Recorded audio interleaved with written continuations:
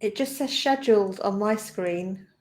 Go live, Joe. We're live, broadcasting to the universe.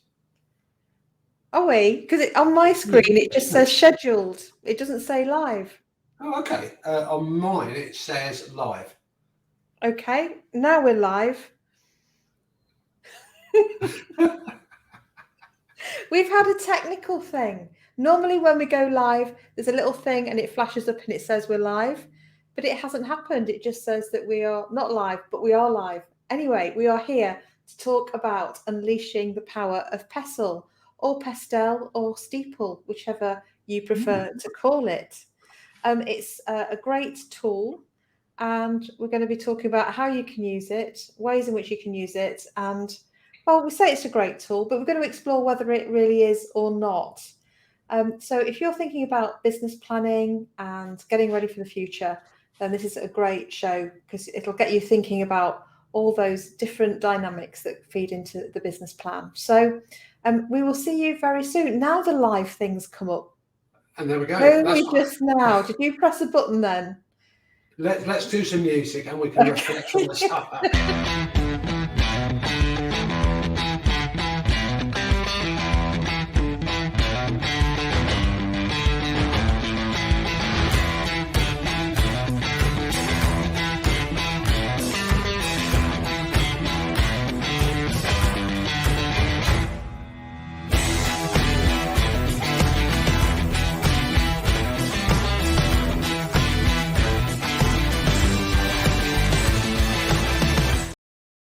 And as they say, we are back in the room. Yeah, you can't say this is pre-planned and pre-scripted and perfectly produced, can you, Mahmood? Absolutely. And by the way, folks, just to let you know, if you're just joining us, me and Joe, we know what the topic area is, but we've tried it out for the last few weeks. It works pretty well. We don't actually know what each other is going to be saying. So Joe's going to have some surprise. I've written down my prediction, what she might say, but I'm going to be completely wrong here. So this is going to be really exciting for us as well, to actually learn what the other person is thinking as well. Yeah, so I'm really, really interested to see how this evolves. So we're here to talk about PESTLE, PESTLE or Steeple. So that is PESTLE, and obviously the different words according to how you decide to rearrange the letters. The letters stand for political, environmental, social, technological, legal, economic. Spot on. And I think actually, if we're going to be a pedant here, the original 1967 version of it had pest with economic as the E, and the environment and the legal, I think, came afterwards as an add-on iteration. Yeah, absolutely. And you can swap the E's around in any order, but you're right, it was step or pest. Probably pest more appropriate in my personal case, but yeah. So, and it's called macro environmental analysis, which is where you look at the macro environment, which is what's going on in general in the world around us. And it's very important we do that and we keep doing that, because if we don't look at how things are changing, then we can't make sure that we're always relevant to our customers, that what we're offering, needs to move with the times, doesn't it? 100%. I think when we were talking about the topic earlier on, we're of the view that when people look at their businesses, they tend to look mostly inward here. And it's a bit like not actually opening up the window, popping your head out there, thinking what the weather's like. So if you don't actually know what's going on around you here, it's very difficult to do any form of planning. It's very difficult to know what opportunities and threats are actually living out there. It's very difficult to know how your marketing communications are going to be there as well. So you need to be conscious of those external macro factors that are occurring here. And in itself, by the way, folks, it will not give you an ideal route map. It's a tool in the strategic toolbox that we're going to dip into and have a look at. Yeah, and it's one tool to start you off, and then you need to do other things with it. So essentially, it's a tool, but it's a mnemonic. It's prompts. It's like going through a checklist of things to consider. So what are the political changes? So you're thinking about what's changing. What are the political changes, economic or environmental ones, social ones, technology ones, legal ones, and so on. So you think about what's changing, and that helps you sort of look more externally and think about what you can do differently in your business. Yeah, I agree. That's a great way of putting it, Janet. What I find is, I mean, apart from being a great tool, actually, I think there are also a lot of weaknesses, and in terms of how people use that. And I think what sometimes people do, they just make a list of the factors. And for me, the key is how that impacts and how that relates to your individual business, how that relates to your individual company. So if we take the political environment, what happens in the political arena does not affect all businesses equally. It may have effects on a business that's more B2C than B2B. So I think you've got to be very prescriptive, actually, and actually try and synthesize that analysis and how it impacts on your own organization. Yeah, absolutely. And so what people do is these are the mistakes I see people make. So they write down what's changing and what's happening in the world, right? So political, economic, or there's inflation, there's interest rates, all the things. But they do, I think, three things wrong. Okay. So those three things, the first of those is that they don't look at how that is likely to play out in the future. They only look at things now.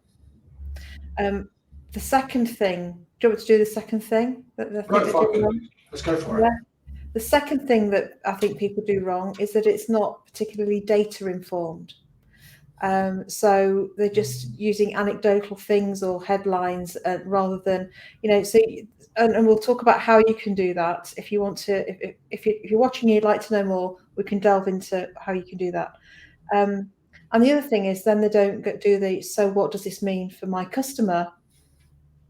And what does it mean for my business? They don't do that bit. So those three things, what people do is make this random list of stuff that's in their head about, there's a general election or whatever it is, and they don't do the other things, and therefore it's a really limited use. Well, Better than not doing it at all. Sorry, yeah, but I think you're right there. And I think you see, I mean, we're not going to talk about this one in today. I see similar things happening when people do things like SWOT analysis or TOES, whatever your preference is there as well.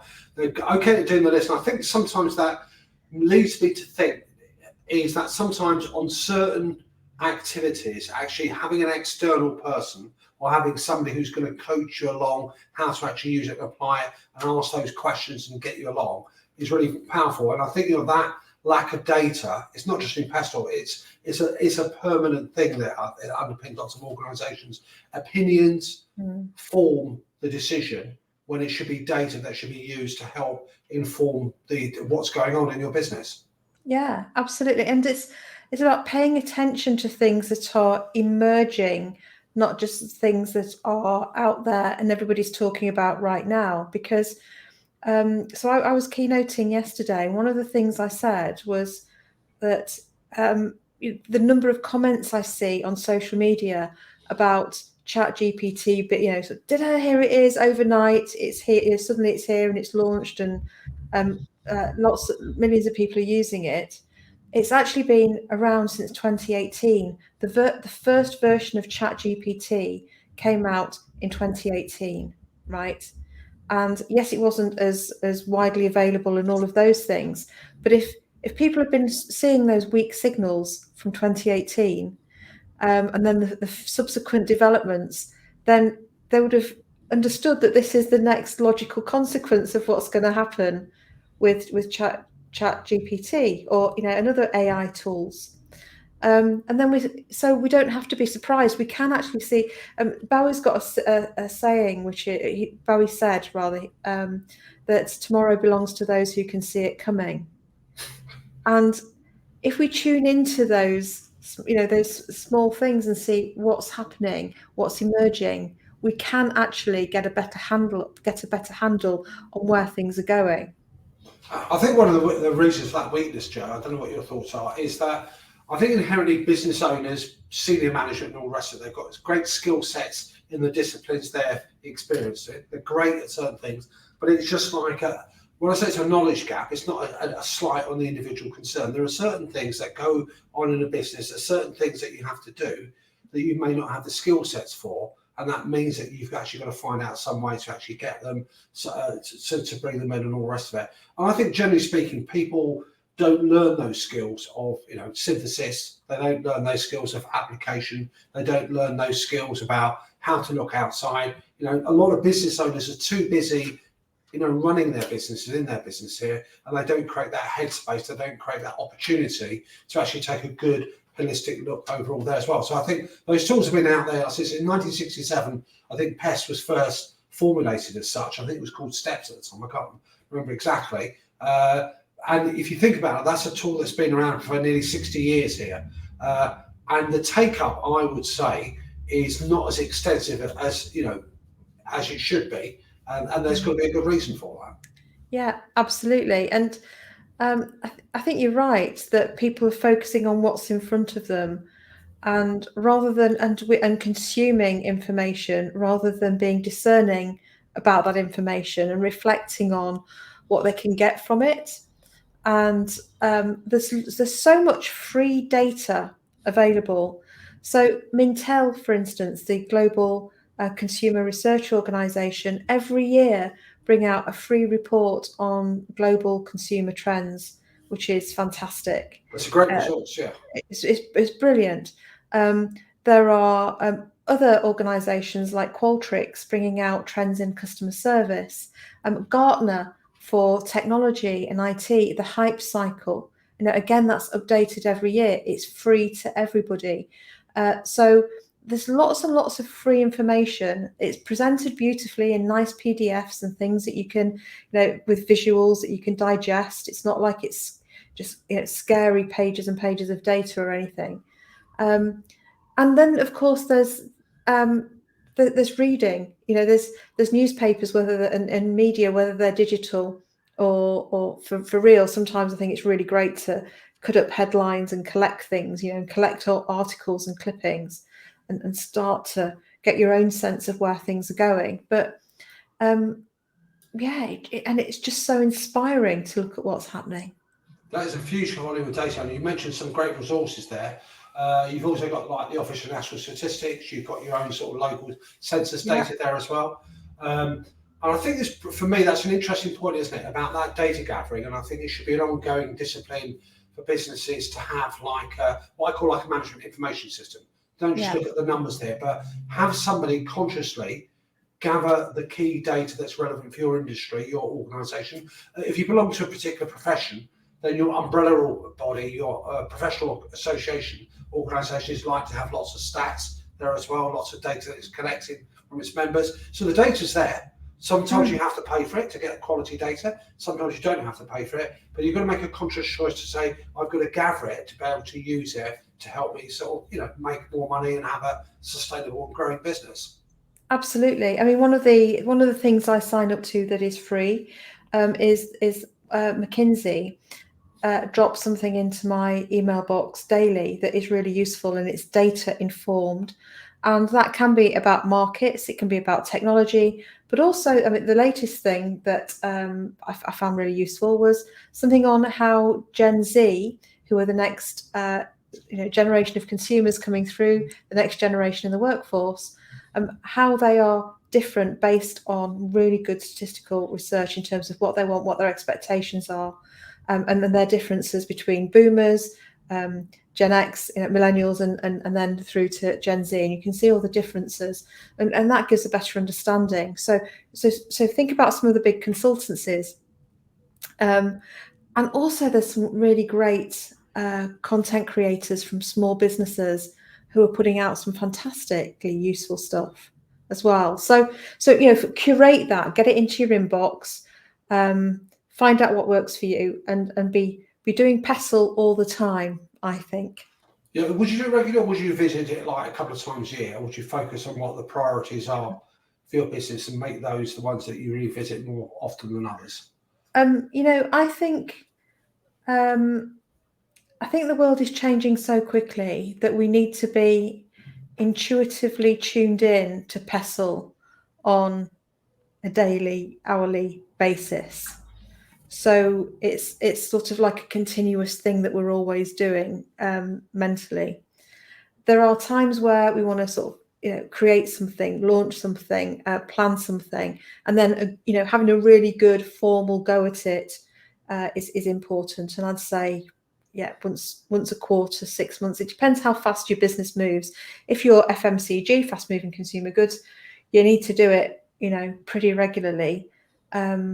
If you're in the long game of, building assets that are going to be around for 10, 20, 30 years or longer, probably less so, but 6 months to yearly.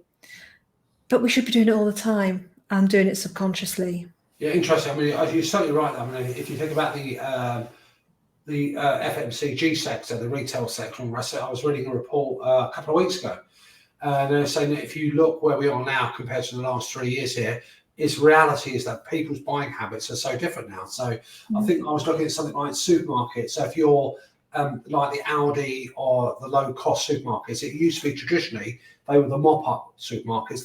People would go to secondary. Now they're actual major players, and people use that as their first choice there. People don't shop as frequently as they used to.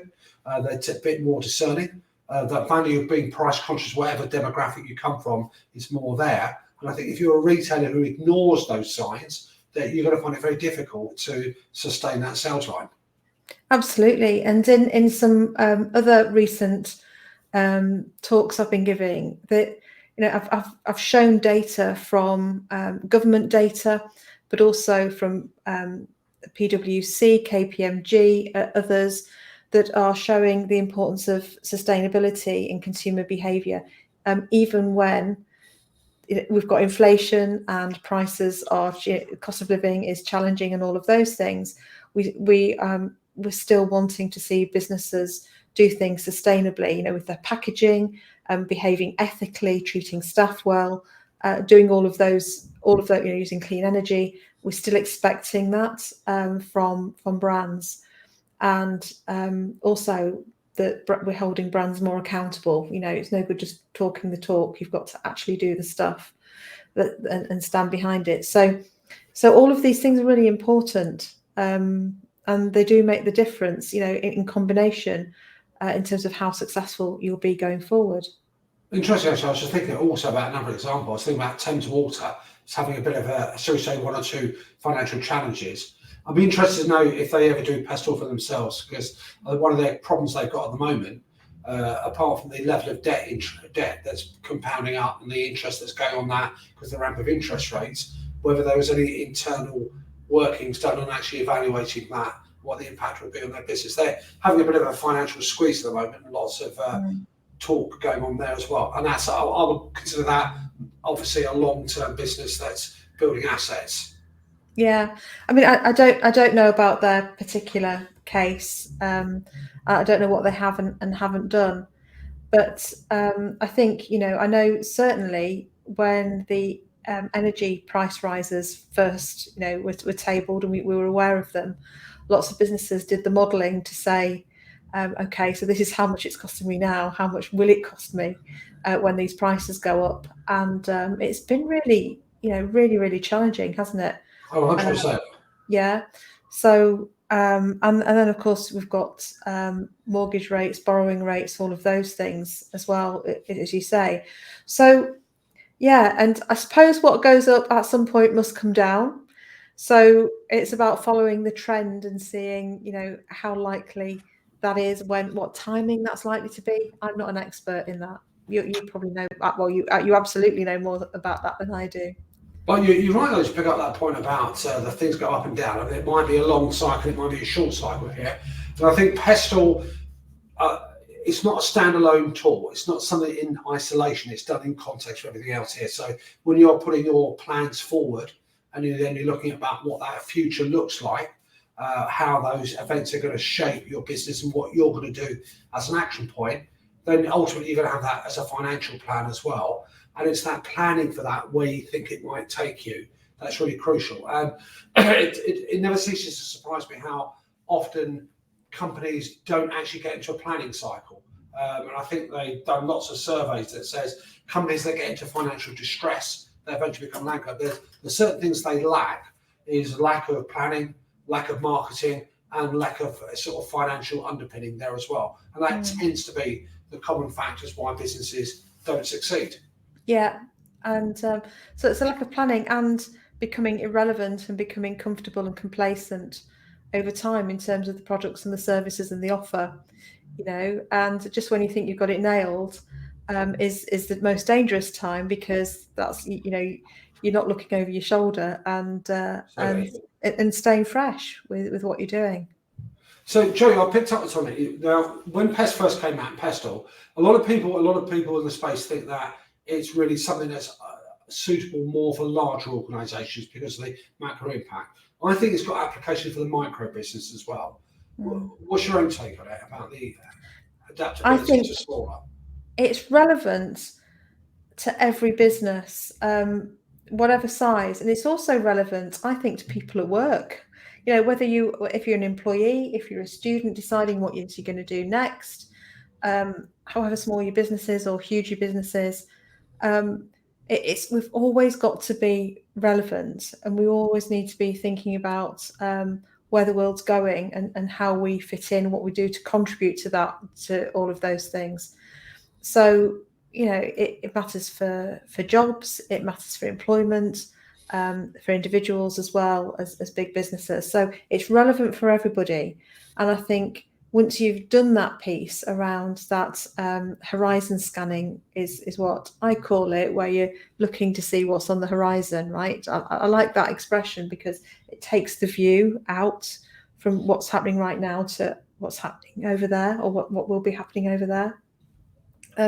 It's then about using different tools to say, so where do we fit in with that? And we can talk about some of those on other shows, but you can create a business plan without thinking about what's going on in the world around you. But how viable and successful is that going to be? It might be all right, but it'll be even better if you've thought about all of these other things as well and how they impact your business. I think you've been very kind now. I think if you prepare a business plan, in my personal view, irrespective of what's happening outside, the phrase chocolate teapot comes to mind, which is probably a bit harsh, but I think if you ignore what's going on around you, and if you ignore that and you're oblivious to it, it's a bit like doing a financial plan because you've got a spreadsheet in front of you and you can just tap numbers in and it looks pretty. Well, if that's not underpinned by any evidence, any understanding how your customers are going to behave and all the rest of it, it's basically a pointless forecast.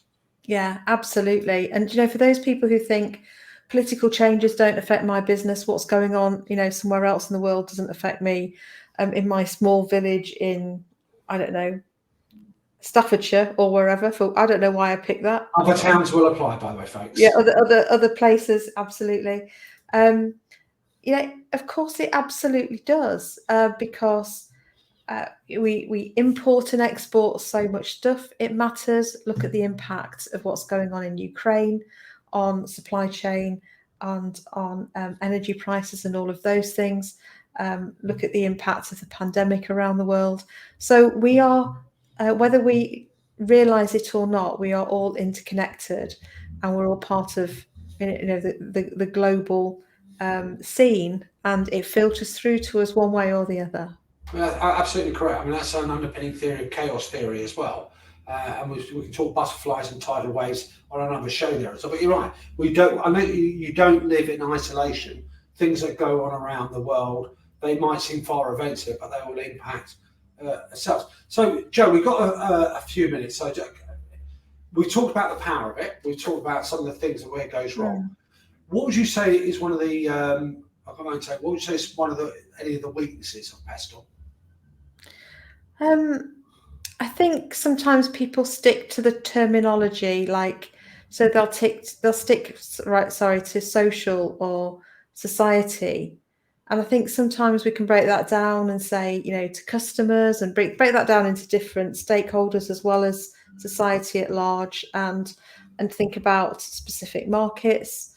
I think one of the weaknesses is that it really relies on people's interpretation and definition of each of the words. So legal, for instance, it's also about regulation. It's and those sorts of things. We can add another E on there these days for ethics. So I think it's about taking it as a start and then making it your own and being really clear in terms of what you mean, and making sure you're thinking widely enough about each of those terms that you're not just economic is more than prices and money. It's all sorts of things, isn't it? It's wage costs. It's what what competitors is. It's all the things. Yeah, you're right. I mean, you're not trying to say. I think one of the challenges is people trying to squeeze something under a particular category. The key thing is PESTLE presents something that says, look, don't just produce a list because that becomes very disorganized. So here's a suggested framework about how you can categorize all those different factors and all the rest of it. So you might want to choose your own categorization. It doesn't really matter whether it's a PESTLE. It says, think of the outside world, think of those external factors. You like that horizon scan. I do love that expression. I like looking through the windscreen of your business here, looking forward, and then just categorize, group them that makes sense to you and how it impacts you. If you're a visual person, you might just want to get a sheet of paper and put yourself in the centre of it and just do little blobs or whatever. But again, use your own headings if you want. PESTLE is just a suggested framework. If you are a creative person or a visual person, I suggest doing a collage. Excuse me. So essentially, it's grab a lot of preferably used papers, newspapers, magazines, and resources, reports, those sorts of things, and just grab a cup of tea or coffee or a glass of wine and flick through them and just literally rip out things that you think there's something around that, and even if the article or the picture isn't about the thing, but it reminds you of something, it makes you think of something else. Like, oh yeah, I remember Martin Lewis was talking about that the other night. This picture reminds me of that. Grab it and then put them together as get some glue, put them together on a big sheet of paper, preferably all recycled and eco-friendly, and make yourself a collage and just let your creative subconscious work, and then you can get some sticky notes or just a pen and write on what they all mean to what they mean to your business, what's the direction of travel, and then create something that way. But please do complement it with informed data and research, not just your own perception of what's going on in the world. Get some perceptions that challenge it. Yeah, I like that word, challenge. That's a great visual way of doing it, actually. I wonder if I've got any sticky. I wonder if I've got any glue in my household. I've got some. Okay. So for those of you who might want to do some college, folks, listen, if you're just hopping onto the program, listening to the record, put a hashtag replay. If you've got a question, I mean, do you agree with this? So, are you somebody who you think might adopt something like PESTLE for your own business? And what you got any specific challenges coming up in your particular sphere there? Anything that's going to challenge it, presents an opportunity, anything that presents a big challenge? Anything that you think you can take advantage of? I think one of the good things about PESTLE as well, it makes you look inward as well to see if you're actually structured, if you're set up to actually cope with those threats, to cope with the outside world as well. And we say this so many times, Mahmood, because it's so true and so important, but we might be sort of subconsciously absorbing all of these trends and things that are changing around us. But getting our head out onto the page is one of the most helpful, healthiest things we can do, because it creates a visual map of what we've got in our head. So then we can distance ourselves from it and look back at it more objectively and decide how we're going to navigate through it. No, absolutely. I mean, remember, we've said this a few times, folks, so we don't get bored of saying it. That what's in between your ears is the worst filing cabinet in the world. Yeah. And it clogs us up for creative problem solving and innovation, which is what's going to help us move through that and get through all of that change. So, folks, if you found this useful, let us know. We'd love to know what your challenges are as well. I don't know if you can see my fingers there pointing here. Hop on to the next big win. There's a fantastic quiz questionnaire, which will take a few seconds of your time, and it's going to give you some great insight as well. Yeah, absolutely. So, we look forward to you joining us over there, and we'll continue to send you some great resources that will help you get your next big win as well. 100%. And watch this space for what we're going to be talking about next week. So, folks, thank you for your company this evening. Yeah, thank you from me too. And let us know how you get on with your PESTLE. And as we say, adieu. Adieu.